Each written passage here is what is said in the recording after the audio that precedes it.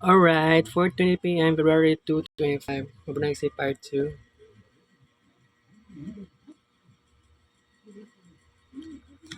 After search ba ni vlog?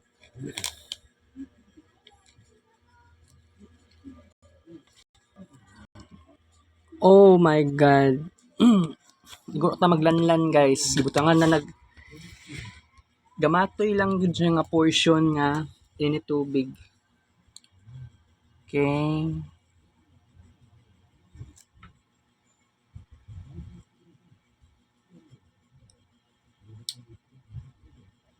So delicious.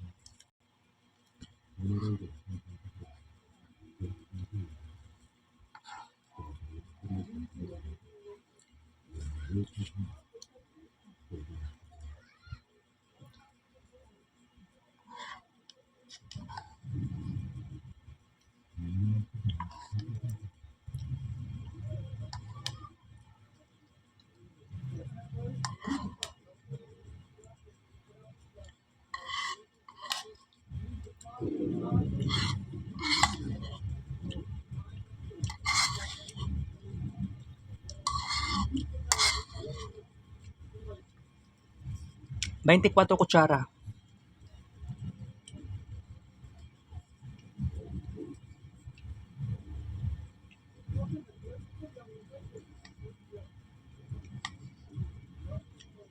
Six kabuk tilap. Okay. Bago ra ni gawas ang kulbal. Mag-discuss na ginagmay. Okay. So mayong hapon guys, it's 4:23 p.m. So what's up? Mingaw kay life na ako no. Ugma klase na sad. Ato ang discussion karon malag ginagmay lang atong oras. Di ko na malikayan makulbaan. Wala gyud reason sa kuha makulbaan. Instead na ma-excited na lang in tawon. Saon man nato nga lonely man kaayo ko, 'di ba? By the way, ang sasama-sama di ay na event mahitabo siya sa March 2, 2025. Pila lang ka bulan, pila lang ka buok semana, pila lang ka adlaw. Kuan na siya 1 month from now na gyud officially sama-sama event. So last year it was April 14, 2024 ang sama-sama nga fun run. So karong March 2 is sama-sama nga fun run also. So expected March 3, 4, 5, 6, 7 wala na klase. Event na siya. So ang ako alang gid maingon karon no na sa panahon karon na grabe kaayo ang life na ako nga boring kaayo. Ang maingon na lang nako sa akong sarili kung magtuon ta nga magbag-o wala man nay problema. Okay? So by the way, kaganihan ikaon kog pan na cheese and then karon kuan lang naglanlan kog Milo nga naay sabaw-sabaw. Init pa kito nga sabaw. Init pa to na init tubig in town ko, perting inita to siya. Pero sa kagamay lang nga init tubig sa yahong, so di lang ko maramdaman nga init siya. Alright? So Ang tradisyon nako sa una mukaon og King Flix. Wala na may King Flix karon na baligya. Pero atong last time Skyflakes na nabagya po yung Skyflakes antod karon. Pero siguro I think last year nakakaon kog Skyflakes sa nga kuan nakabahog sa sabaw-sabaw sa Bear Brand o Milo. Gagahapon Rebisco to siya ngalingin. Oo. Gibutang pag ako sa gamay nga yahong. Medium lang to siya nga yahong, dili gud siya dako-dako. Katong dako nga color green, kato dapat akong ibutang. Pero sige lang, next time, ibutan ako sa dako-dako. Katong color green in town mismo. Okay? Katong color green na bowl, tong dako. So, bitaw dili may iwasan makulbaan, walay reason makulbaan ko karon sa pila ka adlaw nga wala ko ni eskwela kay asynchronous, wala ko nag C# na practice man lang, wala ko motivation diri sa balay, ambot ngano. Pero siguro I think dako ang nagbag-o no, so especially sukad nagkauyab akong mama, lagi na usab ang tanan. Pero I guess na kung kabag-uhan lang pinag-usapan nato, we can push it so much kasi mao gyud ni ato ang gipangarap nato sa una pa. So, sa mga moments na nagkaroon tayo ng early Mavernistic Renaissance na abi nato wala na tayo rebirth kasi ma-feel paghihapon nako naagyapon tayo something dark na murag dark era. So last year, especially sa late July up to early November, na atay late dark era. Makonsider gihapon siya nga dark era because it is or it has to do with dark and very lonely, 'di ba? Sukad nga nag Marvinistic Renaissance, early Marvinistic Renaissance era. Na ako'y rebirth na ay nabalik sa kuha dati nga na-revive last November until now. So, bitaw, maingon lang ako sa akong sarili karon nga it is so crazy. So, kung tanawon niyo akong mga vlogs, lalo na nagamit kog papel, dili man ingana tong before. Especially sa katong time nga dark era. Sa late dark era, na ako drawing, dili lang gito siya isda. Sa early Marvinistic Renaissance, makita ninyo sa Marvin Ray vlog, nagamit ko og 1/4 sheet of yellow paper, pero dili to dedication kay Ma'am Cherry, kundi dedication mismo sa early Marvinistic Renaissance. So, drawing kog isda. Dili siya fictional character, dili siya ganing human faces look alike, mga ingana. So, walay ingato. Okay? Alright. So, by the way, sama-sama sa March, dapat na ako yung mga significant na dapat buhaton. Kung sa mga plano na ako sa March, sama-sama mo appeal ko og fun run, pero mandatory gid na siya. Pero unsa may mga another pa na gusto ko mo appeal, unsa pay mga i-practice namo, unsa pay activities, kana significant gid na siya. Pero it's so crazy to think no na kung buot ninyo naon makabuang kung di ta mga appeal, kailangan ta mo appeal ana kasi importante gyud kaayo nga na jud tay maapilan nga activities not only sa fun run na side. Pero sa next school year mobawi ko. Pero masige na kong ingon og ingana sa akong sarili. Ikato pa ganing last school year pa na niingon ko nga kining umaabot na school year 2024 until 2025 dapat dagan kog ganap. Pero sa ko ang realization, especially psychological ni nga study, dili banday basta-basta ingato. That's why katong mga activities o katong mga clubs nga naapila na ako, dili ko ingato ka extremely successful. Na ako success, although na ako success. Sa tulo ka clubs nga naapila na ako, 'di ba? Pero may na lang pud naka-appeal ko. Pero by the way, pag next school year, dili pa ko sigurado kung matinuod tong kining plano na ako, kining mga pangarap na ako. Tinuoron ba na ako ni matinuod na ba ni akong mga pangarap, gusto ko na ako'y success, na ako kining mga pangarap na ako. I can't I can't I can't say it kung makaingon kog yes.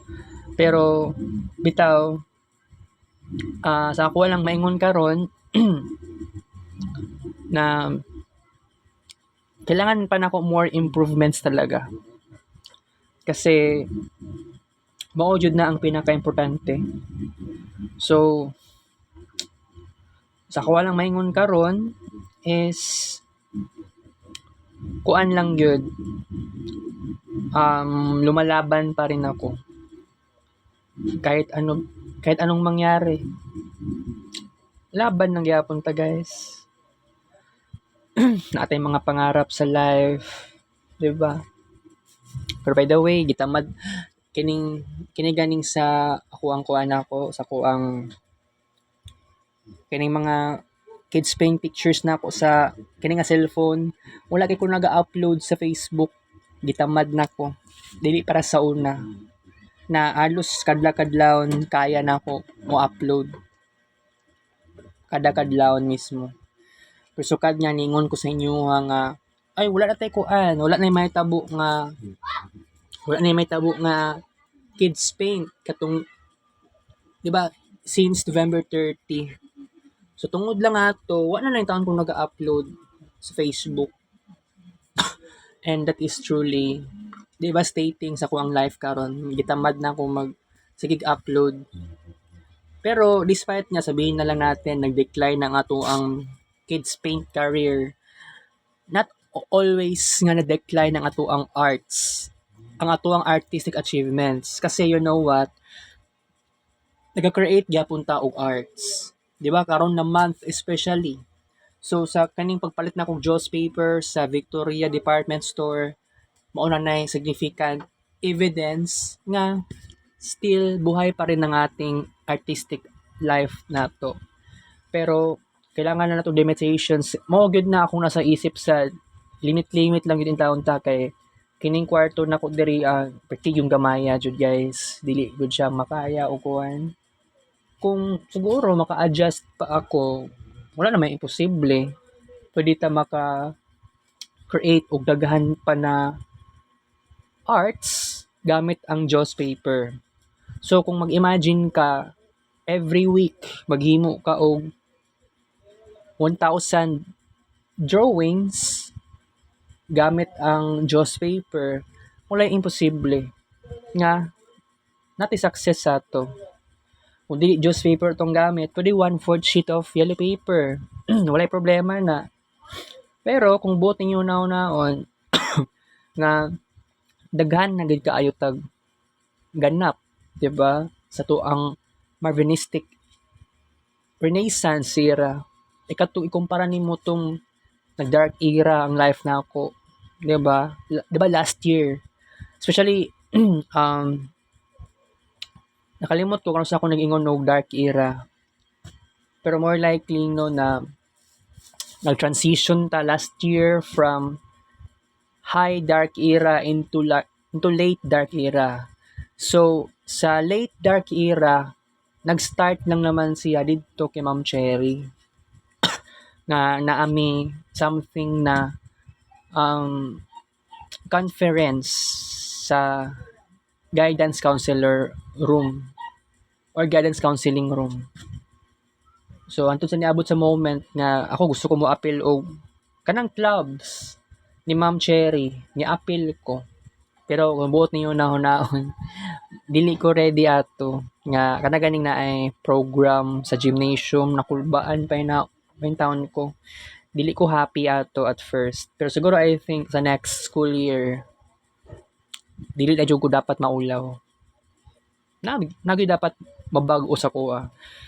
And I guess no na February na karon. So dili naman ni January. So katong last month, dagan kita achievements sa arts gamit ang Joss paper. And napatunayan na sa Marvin Ray Vlog kay nag screen record ko. Dili man gud dapat na uy maghimo og arts wala screen record. Dili ingato. So para na ay evidence maghimo og arts para kumbaga this is part of my personal history. Okay?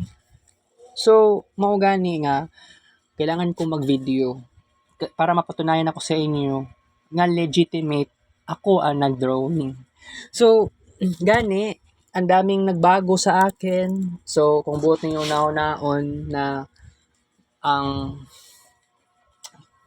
kining drawings na ako start November sa tinuod lang more likely ang drawings na ako sa man gud siya digital or online. Pero gisulayan na ako mag-drawing sa papel. Ug ngano importante to siya para ipakita na ko sa inyo, iparamdam na ko sa inyo nga ang ako ang creativity buhay na buhay pa rin. Gamit mismo ang any kinds of papers. Okay? So, 'di ba? Truly different mo drawing ko mismo sa papel. Dagan ko adjustments. Dili ko mag ceiling fan, instead mag-exhaust fan na lang ko. Whether naka-on ng aircon or nakapatay. Mo na yung pinaka-importante. Pero sa akong maingon karon, daghan pa kaayo daghan pa dapat buhaton. 'Di ba? Sa arts kung